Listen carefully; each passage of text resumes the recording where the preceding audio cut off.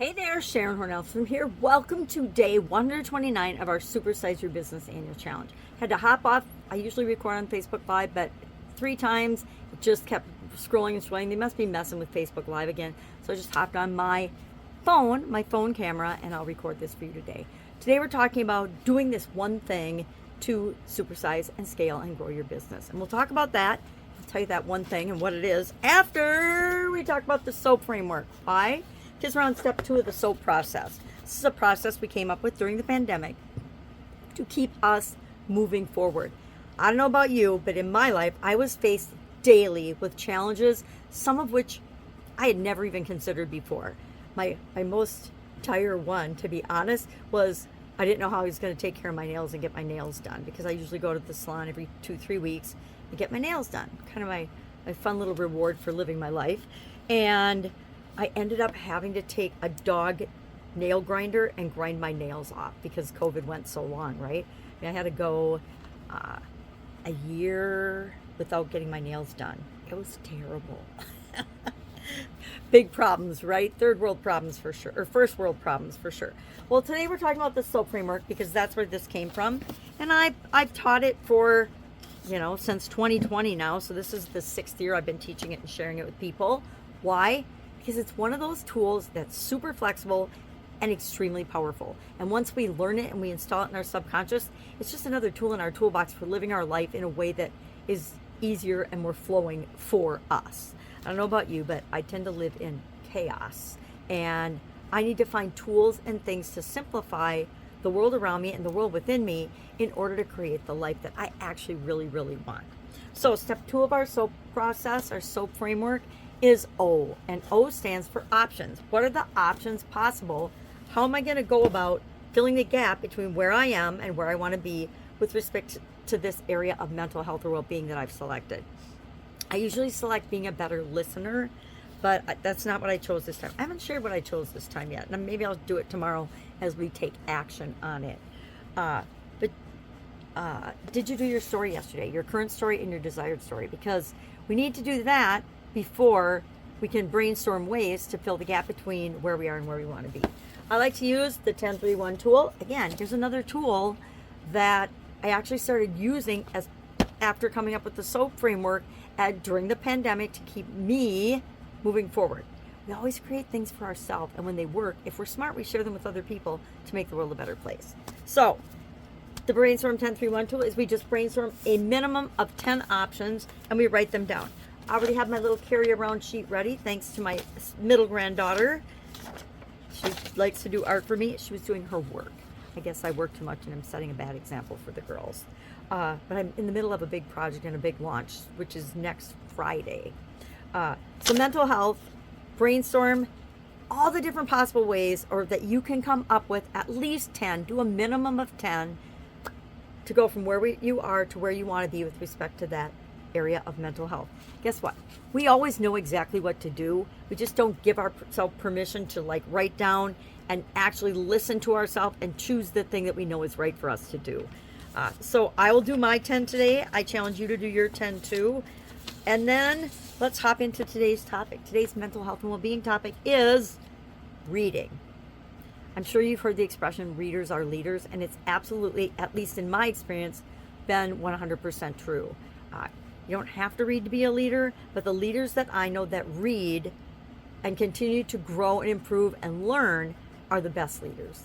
Why? Because they're demonstrating for other people that they don't know it all. We all come in here with an empty slate, right? I don't know anybody that's born a leader, although people love to say, well, they're a born athlete, a born artist, a born leader. And I used to get really bothered by that because I'm like, well, where's my gift? Why don't I know instantly or as a child exactly what I'm here to do? It took me a long time and a journey and a death experience to actually figure out what it was. And I don't want anybody else to have to go through that. So if you don't know what your purpose is, if you don't know what you're here for, borrow this. I honestly and firmly believe every single human being is here to become the best possible version of themselves. Now, how easy and powerful and fun is that? It means you're just continually improving, living your life and having your journey and being the best possible version that you can be, but always improving and always growing and always being more yourself. Not more anybody else, not more copying anybody else, not more or comparing yourself to other people in a judgmental way, but just comparing yourself to yourself. Guess what? When you compare yourself to your previous self, you always win. And so does everyone else, because you're demonstrating for them what's possible. So readers are leaders. How many books did you read last year? I challenge you, don't share it with us. You don't have to, because the truth is the vast majority of people read 4 books a year. The average person reads 4 books a year. Now I'm going to contend that 80% of the population reads 0 books a year. And it doesn't have to just be books, right? Maybe you're reading articles or information online. Nowadays, we are so inundated with information. I think one of our biggest challenges is picking which thing to pay attention to or actually read. So we want to make sure that we're doing that. Our challenge today is to read 20 minutes today. Find 20 minutes in your day, wherever it fits for you, and actually read something. You can read anything. I'm not going to say read something that benefits your business and you, but even if you just take 20 minutes out to read a novel or a mystery or a romance, whatever you're called to read, pick a book. Just go to your bookshelf and randomly pick one off. Chances are you haven't read it. How do I know this? Because I'm the same way, and I am an avid reader. I bet I read 100 books last year, maybe more. I lost count because I have a friend who is the queen of reading, and she teaches strategic reading, and she's taught me how to consume books so quickly. It's like speed reading on steroids. But I get all of the things I really went to the book to get out of the book, if that makes sense. I might have her do a training on our Supersize Your Business school community. I think that would be really valuable for people. And it would be good for her and get her more exposure. She does some incredible workshops and trainings. Abel Beckford is her name, in case you're wondering. So what are we going to do today? We are going to read for 20 minutes and then just put done in the comments below if you choose to comment. If you don't, that's fine too, right? Just hold yourself accountable. Promise to yourself that you're going to do this. You don't have to promise to me or anybody else in the universe, just to you that you'll do it. In our businesses, I would also challenge you to think about encouraging and demonstrating for other people that you are a reader. Heck, put a book on the edge of your desk or on your desk, the side of your desk, and let people just see it and ask about it. Because you setting the example is one of the fastest, easiest ways to create cultural change in your organization. Now that works for good examples and bad examples, right?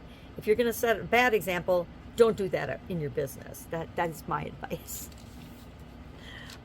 You could create a company library of resources and tools that you know would enhance and help the people in your organization, where they could just borrow the book and they don't have to go buy the book. I think that's I think it's a really fun benefit for people. I used to keep all my books in my office, and if anybody ever wanted to borrow a book or read it, that was just an automatic thing that I did, because I want everybody in my organization to be up-leveling and continuously improving, right? Because then they're a more valuable resource to the organization. And if they outgrow us and move on, I love that. That's one of my favorite things that happens. I know most people, that's just the opposite, but I always get excited when somebody goes on to do something bigger and better than what they were doing in my organizations. Literally hundreds and hundreds of people have done that. Why? Because I think business success is probably 80% personal development and 20% the actual business and strategy and systems and processes and procedures and running the business. 80% of it is a mindset, a mind game, believing that we can actually do it and we can improve it and we can create what we want. I'm getting off topic. All right, so I'm going to read this book for 20 minutes a day. I already committed to it during the Supersize You annual challenge because I have it on audio and I have listened to it. I've done a training on it, but I've never actually taken the book and read through the whole thing. So I'm going to do that. It's a book I've been meaning to read. All right, if I can help you in any way, hit me up and ask. If you have any questions about this, if you want Abel Beckford's contact information, ask me that too. I'd love to refer her some awesome people that want to make reading one of their superpowers. That's it. Go out, make it an amazing day, and I will, of course, try to get back on Facebook and do my 3rd video, and I will see you tomorrow. Oh, school community. This is day 129 of our challenge. If you want to go back and start with day one, and you can start anywhere.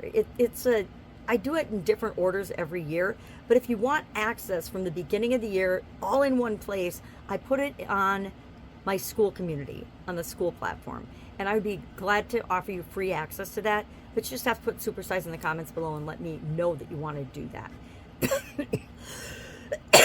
Excuse me. Right now, I'm charging $497 for that. But if you ask, guess what? Ask. How many times do I say ask? I will grandfather you in and give it to you and just open it up for you. And you can go back to January 1st because that's when I started it. All right. Any questions? Let me know. Otherwise, have an awesome day. And I will, of course, be with you tomorrow.